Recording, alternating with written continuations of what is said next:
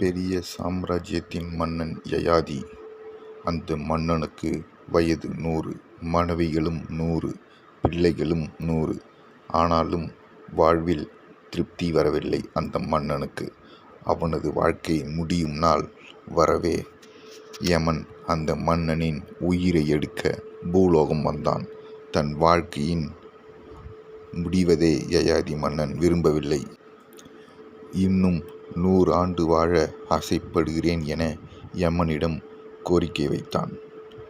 சற்று யோசித்த யமன், சரி, ஒரு நிபந்தனை, உனக்கு மாற்றாக யாராவது உனக்கு பதில் என்னுடன் அனுப்பி வை என்றார்.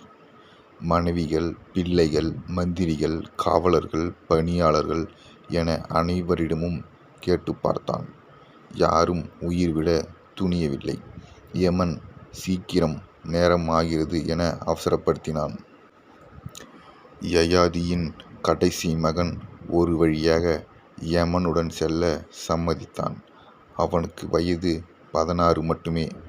ஆச்சரியம் தாழாத யமன், என்னப்பா, அதற்குள் உனக்கு வாழ்க்கை சலித்து விட்டதா என கேட்டான்.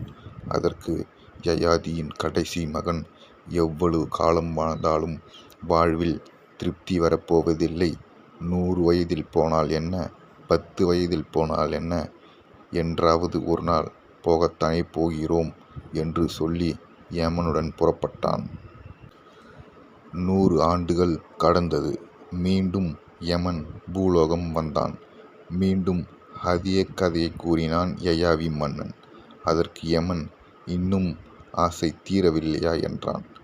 மன்னன், இன்னொரு முறை வாய்ப்பு கொடுங்கள் என்றான் யமனிடம். யமனும் சம்மதித்தான்.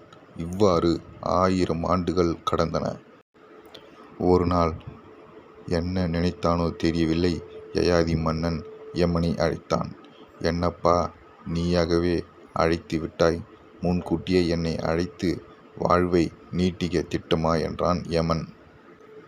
அதற்கு மன்னன், இல்லை, 1000 ஆண்டுகள் வாழ்ந்தும் திருப்தி அடையாத என் மனம் இன்னும் 1,00,000 வருடங்கள் வாழ்ந்தாலும் திருப்தி அடையாது. எனவே என் கணக்கை முடித்து விடுங்கள் என்றான் யயாதி மன்னன். மன்னன் மனம் மாறுவதற்குள் யமலோகம் அழைத்துச் செல்ல இதுவே சரியான சந்தர்ப்பம் என யமனும் அவன் கணக்கை முடித்தான். கிடைத்ததில் திருப்தி அடையாதவர்களுக்கு நிம்மதியின் வாசல் திறப்பதில்லை என்பதை சொல்லும் கதை இது. நன்றி. வாழ்க நலமுடனும் வளமுடனும்.